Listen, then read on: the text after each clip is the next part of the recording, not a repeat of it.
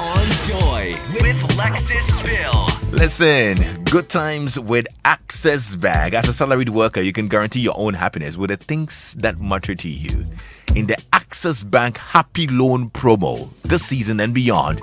If you have dreamt of that sleek car, come to us. We'll help you finance it with up to a 450,000 Ghana Cedis vehicle loan.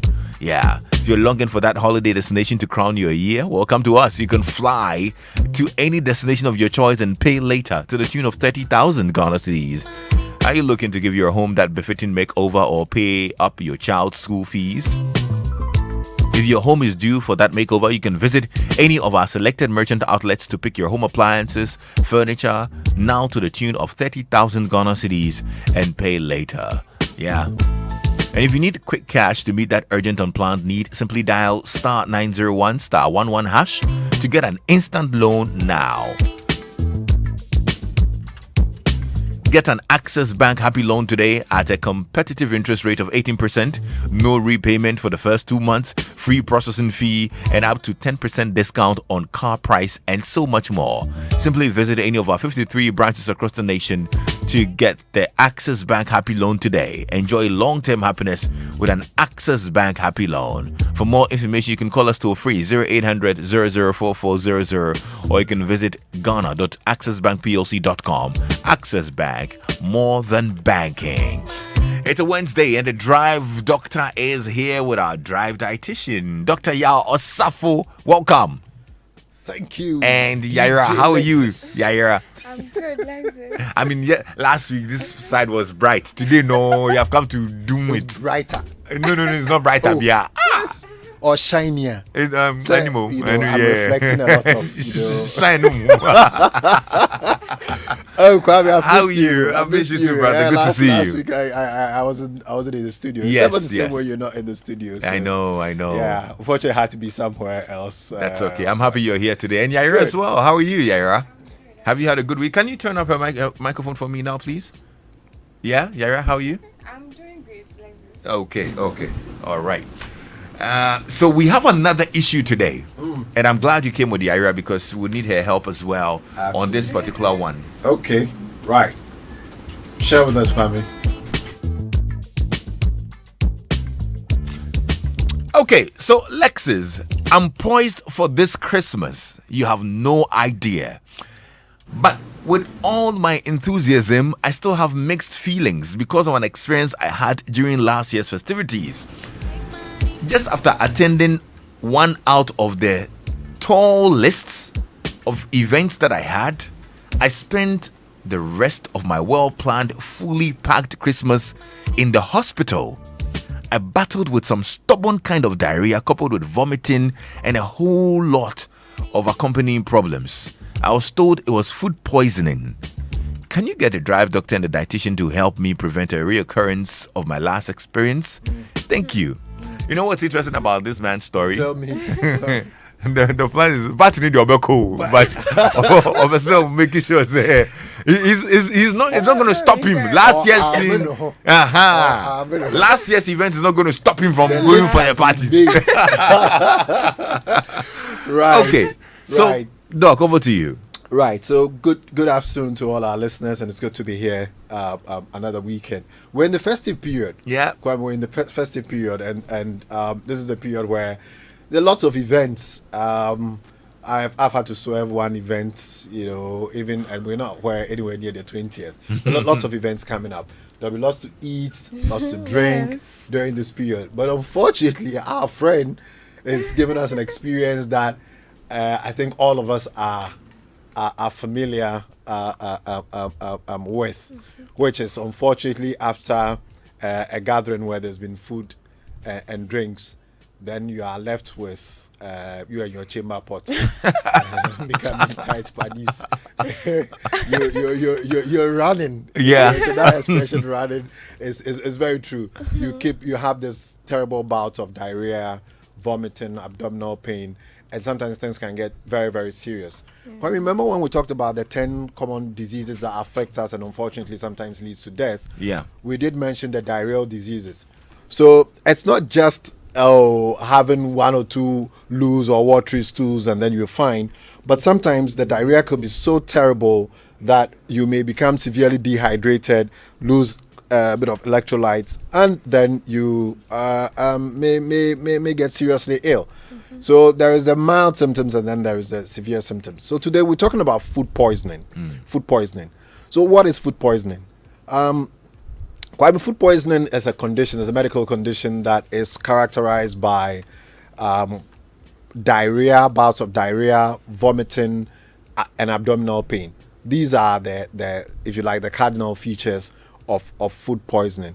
And it happens when food is contaminated with microorganisms.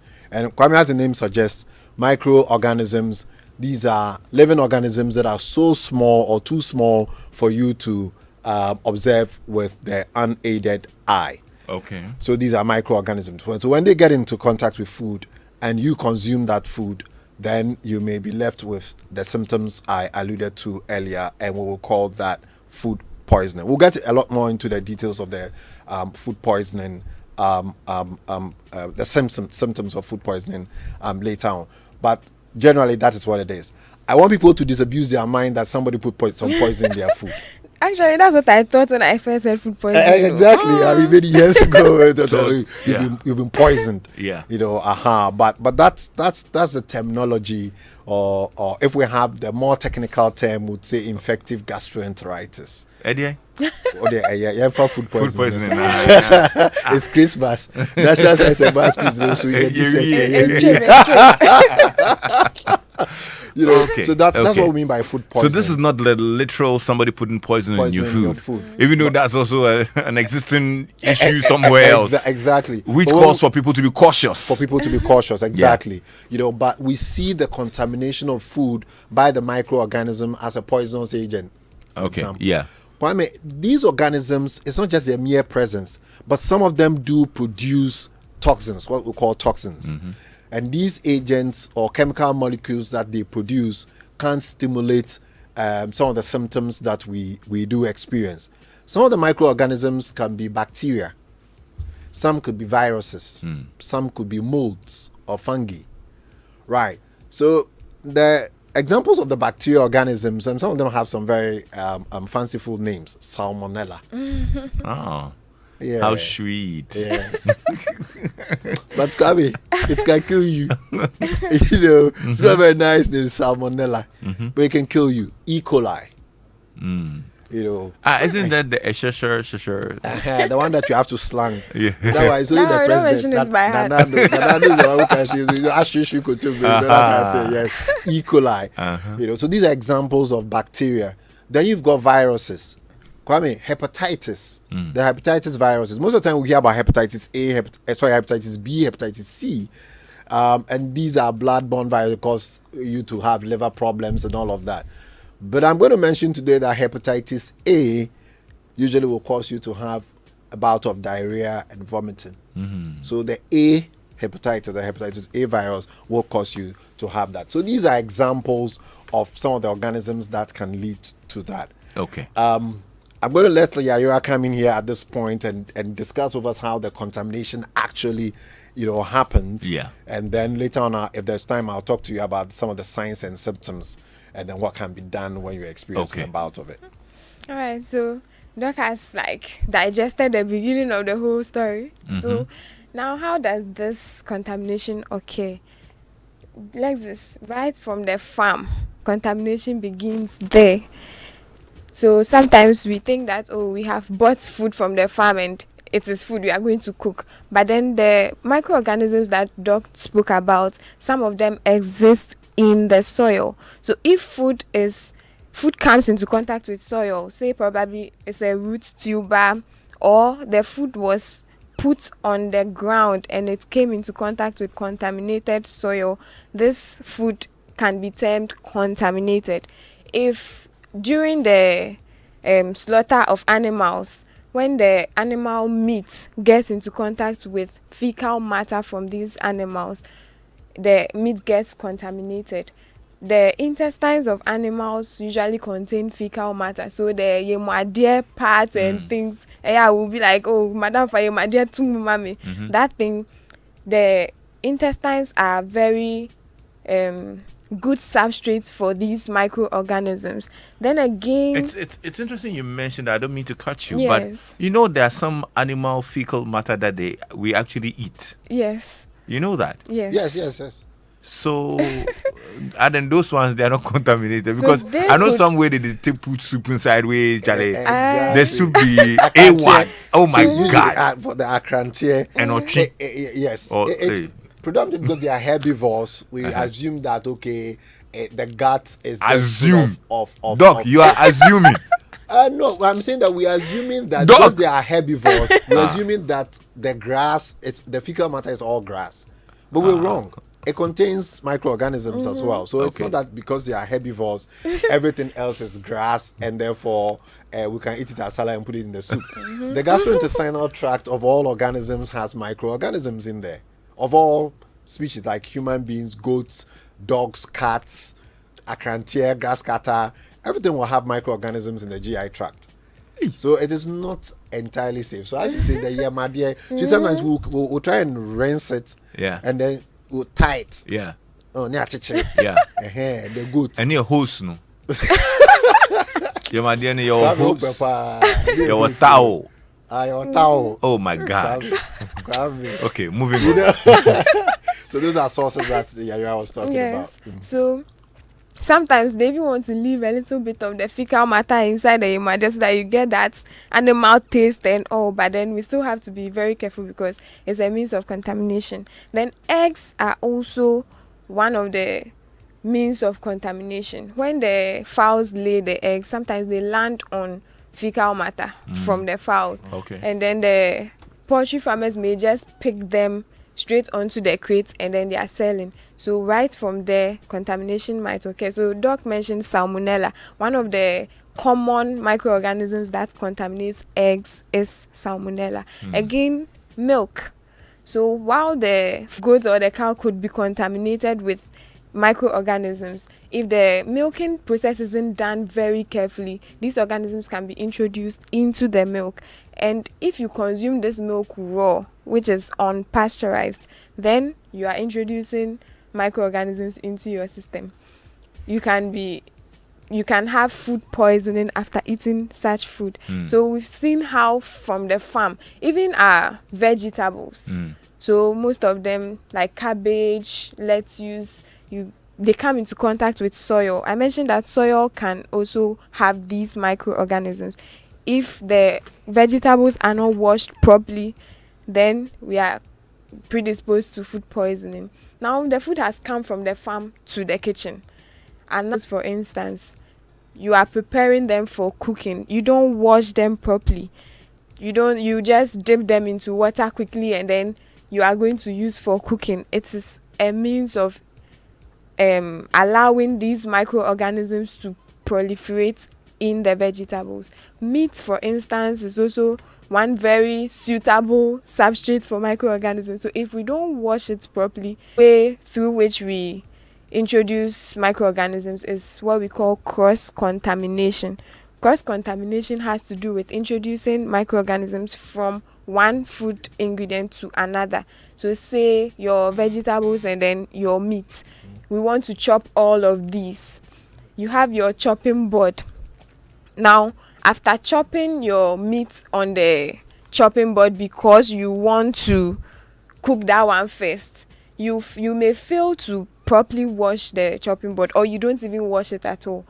You just put your vegetables on and then you are chopping. With that, you have introduced microorganisms from the meat onto the vegetables. Vegetables also, we don't usually cook them at very high temperature, so with that your vegetables are contaminated. Again, even with your chopping board, sometimes they are wood, so your knife will create some crevices. When we wash them, moisture will settle there. Moisture is one of the things that gives these organisms a very good environment. So with time, the organisms multiply and then you are introducing food poisoning organisms. Now, during cooking, okay, the temperature at which you cook the food is very, very important. Sometimes we cook, for instance, you want to roast meat or you want to roast some kind of fish, you don't want to really pay attention, you want to give it too much time, so you use a low heat temperature which would last for a longer period. The meat will get cooked all right, but the temperature at which you cooked it is not enough to destroy the microorganisms in the food. Now, Doc mentioned earlier that the microorganisms sometimes produce toxins. These toxins, usually some of them cannot be killed by the heat, and so if you cook it, you think you have cooked the food, the toxins still remain in the meat, so when you eat it, you are still predisposed to some food poisoning. Right. And you talked about the source of the food. Kwame, do you know Lavender Hill and then Lighthouse area along the Jona? I've heard of it. Call Philip from you. Right. Yeah, the Lavender Yes. Hill. You know why we got the name Lavender Hill? They tip a lot of.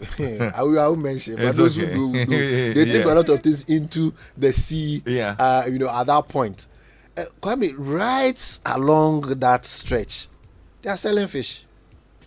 That's right. Fish caught from the sea. Salmonella salmon. So if you take the fish, as you're saying, how we handle the fish, how do we clean the fish, and all of that. The vegetables, where you source them from. For example, we a lot of the lettuce is green because the water is always there. But then because we're not going to cook a lot of these things, you're going to prepare fresh salad, vegetable salad. Most of the time you have some of these organisms on there. So that's how the contamination happens. Okay. So if we consume these things, what happens? Well, the organisms that you have ingested from the ingredients, some of them will produce toxins, some of them would act directly to give you few hours after consumption to a couple of days after the event. So cramping, abdominal pain, nausea, vomiting, and then diarrhea. These are the common symptoms. You may have a bout of fever. You may have a fever as well, which is an elevated body temperature. You may find blood sometimes in your stools, depending on the organism. Some of the symptoms that typically characterize food poisoning. So what do we do if we're poisoned? Or if we have food poisoning? Right. Like before I get into that, I'd like you to tell us some of the preventive tips. What can we do during this festive period as people who will be preparing meals to invite people to come and eat, or as people who are eating? I know the first one, reduce your idea. I agree with you. I agree. So one of the things we can do is first ensure that our foods are sourced from very safe places. So sometimes you can follow up to the farms to see the kind of water that is being used to water the food crops that you are going to buy. If you can't go to farm, make sure you are getting a good source to buy your food. Yeah. Then again, you can also ensure personal hygiene. It's one of the most important things to do, because these microorganisms can attach themselves to our hands, which we would use to cook. And so if they are there, we introduce them into the food and we are causing food poisoning. Now, the hosts of programs should be very careful with their hair as well. Some of these organisms can find themselves sitting on the hair. If you keep rolling your hair up and down, they can fall into the food. And then I think that's why we're on there. Because of COVID, hand washing has become almost part of us. It still has some time to take, but then wash your hands under running water with soap. If possible, you can get warm water. That would be good. If you don't have warm water, your room temperature water is okay, but it should be running. It's very important. If it's not running, trouble come. Right. So these are some of the steps, to avoid. We make sure that the food is always warm. We make sure that we're not overheating food, to serve for the next day. Sometimes the events will travel from Friday to Saturday and then Sunday, and we keep rewarming some of the food. Storing food after after cooking them is also very important. You have to use the right fridge temperatures. Yes. And Kwame, this is the point where at this point I want to make a statement about fridge thermometers. It's very important that people start to invest in fridge thermometers or fridges that have a display thermometer on there. Going bad, yes, can be helpful, but it doesn't stop the growth of organisms. Right. So if you develop a bout of diarrhea, unfortunately, after you take all of these steps, what can you do? Kwame, everybody must get ORS. During this period. One of the things people forget to do is that once they are having a diarrhea, we want you to replace what you are losing. It's very important you replace the fluids that you are losing. And ORS is very simple. Thing that you can get over the counter in a lot of places. You can prepare your own ORS as well using sugar and then salt solution. I think 3-to-1 preparation, and then you mix with water. But just get ORS and drink as much as you can tolerate.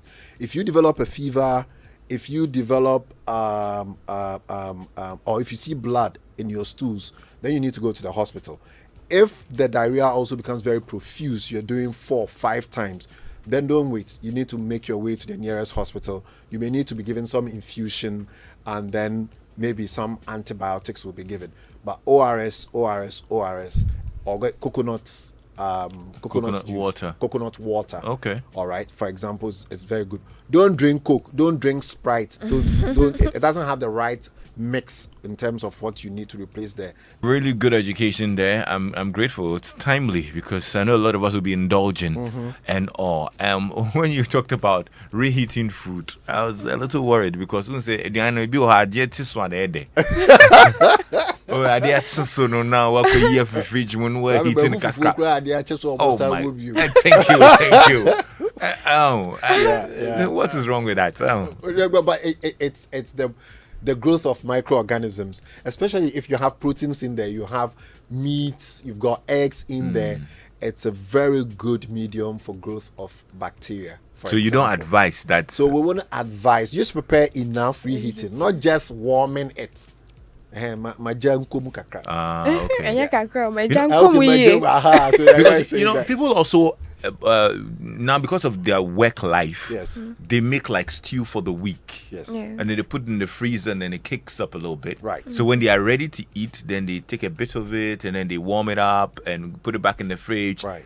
How so about that's okay. That's okay. The However, freezing it is good. Yes, it's the freezing we are looking at, storage process of the food. If you haven't frozen it and you are just keeping it and then every day you can fetch a little and use, that is where the problem is. That's where the but if it's problem is. freezing, it's cool. But when you freeze it, then it's very good. Okay. And then you take it. So we'll ask you to allocate it, like get it into smaller portions and then store it. And then when you take one portion, it doesn't spend too much time in the fridge. Yes. Make sure that the fridge is at about 8 degrees Celsius at all times. Yeah. Well, good stuff. One before we can wrap up now, and then you can give us a contact. I think this season, I'll be very busy. Your number will be on my speed dial. right, absolutely. Yeah. So immediately I hear me somewhere, then I call you. Right, as we are rounding up, let me say hello to a few guys, loyal listeners. So there's Papa Benny Hayford, Theodora Obubi Boche.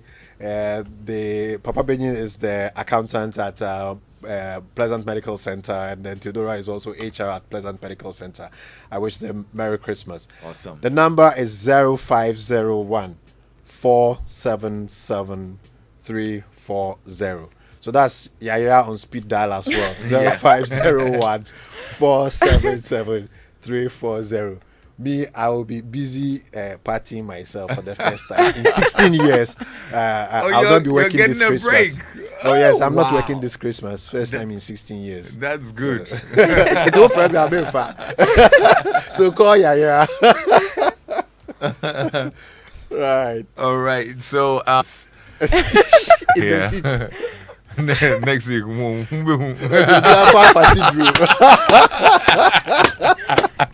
Me na me doctor no. Me na me Dr. Lexus. So, I'll see you in the new year. Yes, so we'll see you Thanks to all next of year. you, yeah. Thank you so much for being a great doctor to us this year. God Thank you, bless you Crowley. and the team at Medicast Hospital. Please extend our regards to Augusta, I will. our CEO, our boss, and our chief of staff. We're so grateful to the team at Medicast, the nurses and pharmacists and everybody in there. Thank you. God bless you so much. Right. And we have your numbers on speed dial. So you there, you say you are going to party. Go party near. Dr. Yawasafo and Yara, dietitian here on Joy 99.7 FM. My partner for the partying is my